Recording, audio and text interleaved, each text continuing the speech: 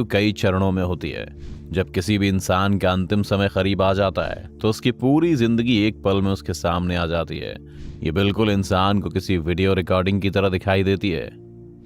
जब इंसान मरने वाला होता है तो उसकी सारी इंद्रियां धीरे धीरे काम करना बंद कर देती हैं। ऐसे समय में इंसान अपने मुंह से कुछ भी नहीं बोल पाता। ऐसा कहा जाता है कि मरने वाले इंसान को यमलोक से 2 यमदूत लेने आते हैं, जो अपनी जिंदगी का अंतिम समय बिता रहे इंसान को कुछ दिन पहले से ही नजर आने लगते हैं। जिन लोगों ने अपने जीवन में अच्छे कर्म किए होते हैं उन्हें अपने प्राण त्यागने में कोई दिक्कत महसूस नहीं होती, लेकिन वहीं जिन लोगों ने अपने जीवन में बुरे कर्म किए हैं उन्हें प्राण त्यागने में काफी कष्ट होता है। गरुड़ पुराण में बताया गया है कि मृत्यु के बाद आत्मा को यमदूत केवल 24 घंटों के लिए यमलोक ले जाते हैं और इन 24 घंटों के दौरान आत्मा को उसके द्वारा किए गए सभी पाप और पुण्य दिखाए जाते हैं। इसके बाद उस आत्मा को फिर यहीं पर छोड़ दिया जाता है जहां उसने अपने प्राणों को त्याग दिया था, और अगले 13 दिन तक आत्मा वहीं रहती है। जब उस आत्मा के धरती पर 13 दिन बीत जाते हैं तो उसे वापस यमलोक ले जाया जाता है। ऐसा कहा जाता है कि ये कर्मों के हिसाब से एक आत्मा को 4 लोक में एक जगह भेजा जाता है, जिसमें पहला है ब्रह्मलोक, दूसरा है देवलोक, तीसरा है पितृलोक और चौथा है नरकलोक। सबसे पहले बात करें ब्रह्मलोक की तो इसमें वो पुण्य आत्मा पहुंचती है जिसने योग और तप करके मोक्ष प्राप्त किया है। दूसरा है देवलोक, यहाँ वो आत्मा पहुंचती है जिसे कुछ समय यहाँ रहने के बाद उसे फिर से मनुष्य योनि में जन्म लेना होता है। पितृलोक में सिर्फ वो आत्मा पहुंचती है जो अपने पितरों के साथ समय बिताकर फिर से मानव जीवन में जन्म लेने वाली होती है। नरकलोक में सिर्फ पापी या बुरी आत्माएं ही पहुंचती हैं। ये सभी आत्माएं यहाँ कुछ समय रहने के बाद अपने अपने कर्मों के हिसाब से अलग अलग योनि में जन्म लेती हैं। कौन जाता है नरक में? ज्ञानी से ज्ञानी, आस्तिक से आस्तिक, नास्तिक से नास्तिक और बुद्धिमान से बुद्धिमान व्यक्ति को भी नरक का सामना करना पड़ सकता है, क्योंकि ज्ञान और विचार से तय नहीं होता है कि आप कैसे हैं। किसी भी धर्म, देवता और पितरों के अपमान करने वाले, तामसिक भोजन करने वाले, पापी, क्रोधी व्यक्तियों को नरकों में भेजा जाता है। किसी भी पापी इंसान को पहले धरती पर नरक तो झेलना ही पड़ता है, फिर मरने के बाद भी उसके पाप के अनुसार उसे यमलोक में अलग अलग जगह कुछ समय बिताना पड़ता है। इसलिए कहा जाता है कि किसी का बुरा नहीं करना चाहिए। पुराण में गौदान का जिक्र क्यों किया गया है?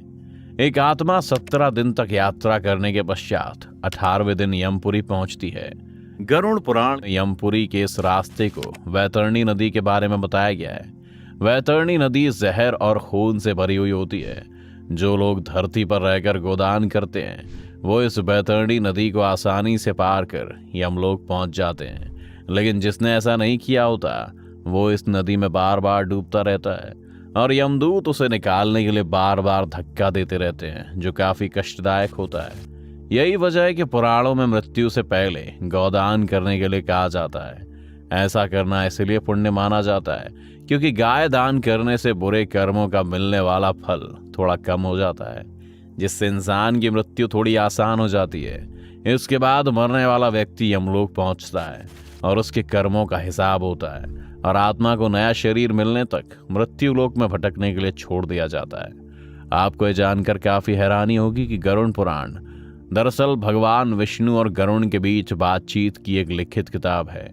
जब कभी भी किसी इंसान की मृत्यु होती है तो गरुड़ पुराण में बताए गए मंत्रों का उच्चारण किया जाता है। इस पुराण में बताया गया है कि मृत्यु कैसी भी हो, काल या काल, उसका प्रोसेस 6 महीने पहले ही शुरू हो जाता है, और ऐसा भी कहा जाता है कि 6 महीने पहले होने वाली मृत्यु को टाला जा सकता है, लेकिन मृत्यु से अंतिम 3 दिन पहले सिर्फ देवता या फिर मनुष्य के पुण्य ही उस मृत्यु को टाल सकते हैं।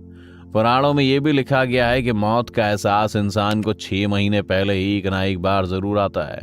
हिंदू शास्त्रों के अनुसार जन्म मृत्यु एक ऐसा चक्कर है जो अनवरत चलता रहता है। पुराणों का ज्ञान रखने वाले ज्ञानियों ने बताया कि ग्रंथों में काल और अकाल मृत्यु के बारे में बताया गया है।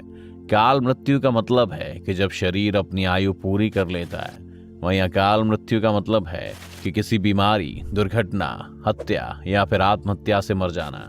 पुराणों की माने तो 84 लाख योनियों में भटकने के बाद हमें मनुष्य के रूप में जन्म मिलता है। वेदों में बताया गया है कि शरीर छोड़ने के बाद जिन लोगों ने तप और ध्यान किया है वे ब्रह्मलोक चले जाते हैं।